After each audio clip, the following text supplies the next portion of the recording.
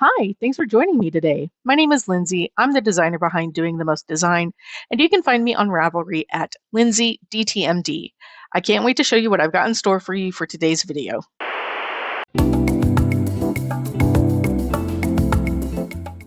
As you can see here, I have knit back up to my beginning of round marker. And now on this second round of the motif, I want to add beads.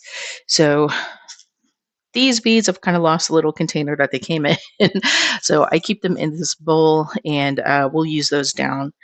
And then I've already poured out just a few of the beads from the new vial that I purchased at Michael's a couple of days ago. And then I tested it out. Here is my 1.0 millimeter crochet hook. And I tested it out, and these beads maybe are made a little bit differently than the ones that I have over here. I actually cannot pick up these with my 1.0 millimeter. Instead, I will be using a 0.75 millimeter crochet hook, which is slightly smaller. Now, I do think that there's, a challenge to not splitting the yarn by using such a small crochet hook. But, push comes to shove, at least I can get the bead on this crochet hook. Now, the reason why I have both color beads, when I purchased these darker blue beads, I was thinking about using that all the way around. But I think where I'm coming down is I want to do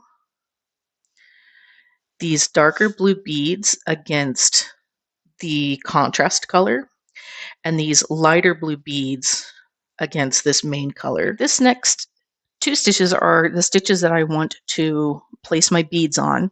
So what I'm going to do first is work these stitches. Then I will move the stitches back to my left-hand needle.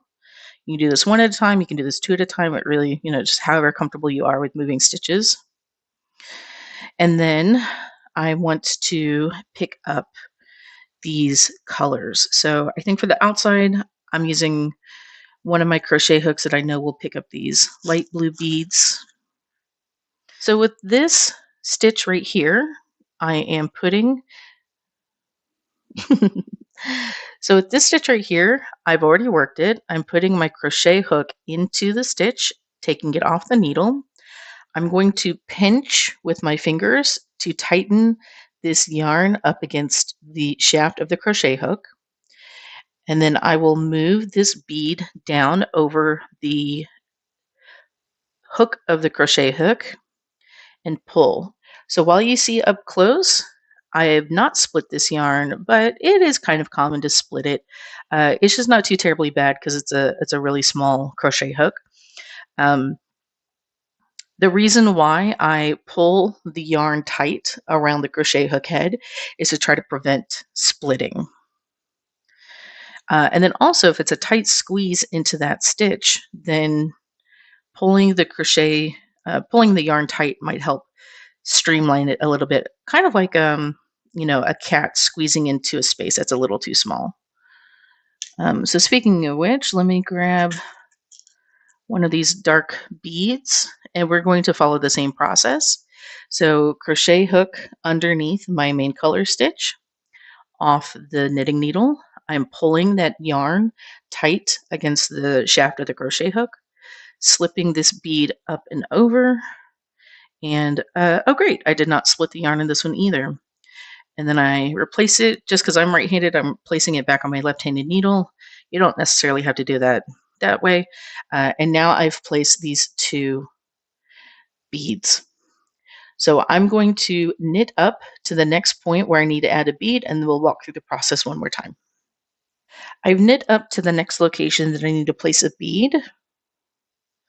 And so I will show you my next stitch is going to be just in my contrast color.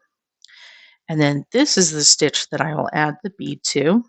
So again, I'm working those two stitches, moving them back to my left-hand needle. I will pick up one bead for the outside, contrast color. Taking it off the needle, I'm going to, with my fingers, pinch the yarn as close to the shaft as I can. and then bringing the bead over the head of the crochet hook. This one, I can tell that I split the yarn just a little bit right there, but all will be forgiven because the top of the stitch will be hidden later. All right, and then for this stitch, picking up one more bead in my darker blue, crochet hook goes into the stitch like this. I'm going to pinch this yarn, slide everything down, up and over, and then back onto my needle, and then I've worked these stitches already, so they go back onto the right hand needle.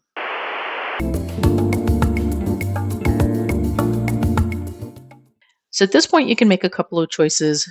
I don't know that the impact is super significant, but be consistent at least with whatever you choose to do. The main thing that you will want to do is at least to pull these loops tight that you have just put a bead on.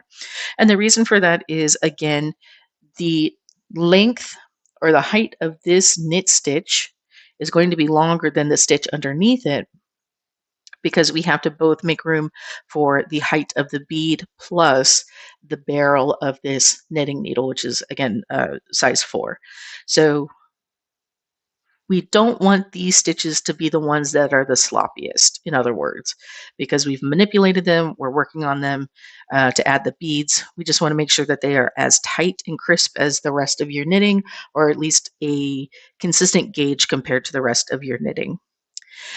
So the choice that I think you can make here is, if you want, tighten it up so that these two beads are side by side, and treat them side by side the way that the rest of the fabric kind of treats them side by side.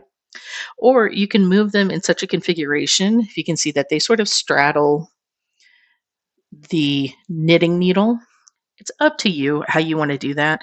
I don't think it makes too big of a difference. There might be some pros and cons. For example, if you knit them side by side like this, one pro might be that the length of yarn that you're using for both of these stitches is consistent with each other in comparison to the rest of your stitches, because these do fall side by side.